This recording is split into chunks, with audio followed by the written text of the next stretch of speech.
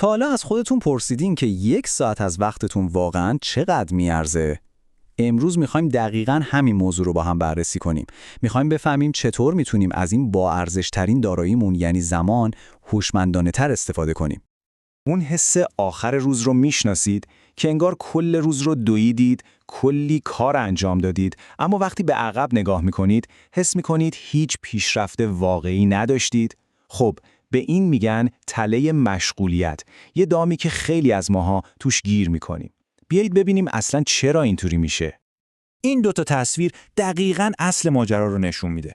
یه طرف کلی کار پراکنده و بی هدف انجام دادن، مثل دویدن روی تردمیل که به جایی نمیرسیم. طرف دیگه تمرکز کامل روی یک هدف مهم و خلق یک ارزش واقعی. مغز ما دوست داره مشغول باشه، اما مشغول بودن لزوماً به معنی مفید بودن نیست. خب، برای اینکه از این تله فرار کنیم، یه مفهوم اقتصادی خیلی کلیدی وجود داره. این مفهوم مثل یه قطب نما به ما کمک میکنه تا بفهمیم ارزش واقعی هر انتخابمون چیه.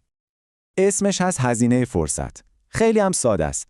یعنی شما هر انتخابی که میکنید در واقع دارید به بهترین گزینه بعدی نمیگید. مثلا فکر کنید 2 ساعت وقت میذارید و یه فیلم میبینید.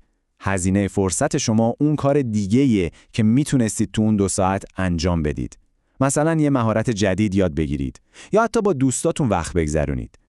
این ضرب المثل معروف که میگه ناهار مجانی وجود نداره، دقیقاً داره به همین هزینه فرصت اشاره میکنه. یعنی حتی وقتی برای یک کاری پولی پرداخت نمی‌کنید، دارید با ارزش‌ترین چیزی که دارید، یعنی زمانتون رو خرج می‌کنید. و دقیقاً همینجاست که قضیه خیلی جدی میشه. ببینید، پول رو همیشه میشه دوباره به دست آورد، ولی زمان، حتی 1 ثانیه از زمانی که رفته دیگه بر نمیگرده. برای همین هزینه فرصت زمان سنگین‌ترین هزینه‌ایه که هر کدوم از ما داریم پرداخت می‌کنیم. خب، حالا که این مفهوم رو فهمیدیم، چطور میتونیم تو زندگی روزمره‌مون ازش استفاده کنیم؟ بیایید با یه حساب و کتاب ساده شروع کنیم و ببینیم چطور میتونیم یه جورایی روی زمانمون قیمت بذاریم. یه محاسبه سرانگشتی با هم انجام بدیم. کل درآمد ماهانه‌تون رو در نظر بگیرید و اون رو تقسیم بر تعداد ساعت‌هایی که در ماه کار میکنید بکنید. عددی که به دست میاد یه جورایی ارزش پولی هر ساعت زمان کاری شماست. این عدد قرار نقطه شروع ما باشه.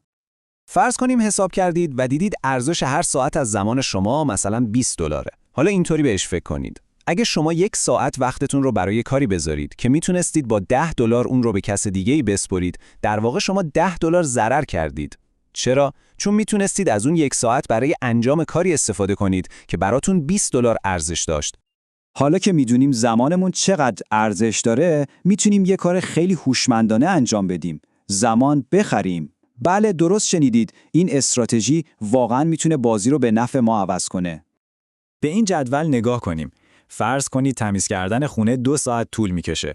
اگه ارزش زمان شما ساعتی $20، یعنی میتونستید تو این 2 ساعت $40 درآمد داشته باشید. حالا اگه شما $30 بدید و این کار رو به یه نفر دیگه بسپرید چی میشه؟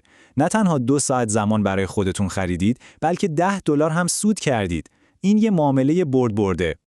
اصل ماجرا همینه. شما دارید پول رو که یه منبع تجدیدپذیره با زمان که یه منبع کاملاً غیرقابل تجدیده معامله می‌کنید. این یکی از هوشمندانه ترین معامله‌هاییه که هر کسی میتونه تو زندگیش انجام بده. اما صبر کنید.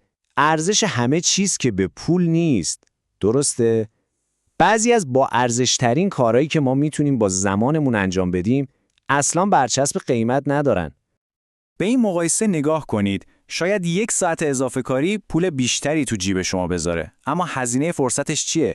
1 ساعت کمتر بودن کنار خانواده. این یک سرمایه‌گذاری بلند مدت روی خوشبختی و روابط شماست که هیچ پولی نمیتونه جاش رو بگیره. یاد گرفتن یه مهارت جدید، ورزش کردن یا حتی یه استراحت با کیفیت، همه اینها سرمایه‌گذاری روی ارزشمندترین دارایی شما، یعنی خودتون هستن. بازدهی این کارها در بلند مدت خیلی خیلی بیشتر از هر پولی هست که به دست میارید. خب، حالا میرسیم به یه ابزار فوق‌العاده ساده اما قدرتمند. یه سوال که اگه بهش عادت کنید میتونه کل روش استفاده شما از زمان رو برای همیشه تغییر بده. این سوال رو به یه عادت ذهنی تبدیل کنید. قبل از اینکه هر کاری رو شروع کنید، یه لحظه مکث کنید و از خودتون بپرسید آیا این بهترین استفاده ممکن از زمان من در این لحظه است؟ همین سوال ساده شما رو وادار میکنه که آگاهانه تصمیم بگیرید. فکر کنید زندگی شما یه نمودار دایره‌ایه. چند درصد از این دایره به کارهای کم ارزش و بی اهمیت اختصاص پیدا کرده؟ هدف اینه که آگاهانه سهم این کارهای کم ارزش رو کمتر و کمتر کنیم تا جا برای چیزهایی که واقعا برامون مهمن باز بشه. این جمله رو هیچ وقت فراموش نکنیم. هر لحظه‌ای که میگذره یه فرصت تکرار نشدنیه.